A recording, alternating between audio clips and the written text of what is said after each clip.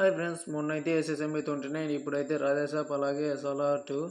Matter ఏంటంటే సలార్ 2 నుండి అయితే ఒక వీడియో లీక్ అయింది. అదే మన సౌర్యంగా ఉన్నాడు కదా, ప్రభాస్ గారి ట్రైబ్ గురించి ఉండే ఒక స్టాచ్యూ. ఆ స్టాచ్యూ ముందర అయితే ఫైట్ సీన్ అయితే లీక్ అయిందన్నమాట. ఆ వీడియో అయితే పెట్టకూడదు, వీడియోలు అయితే పెట్టలేదు.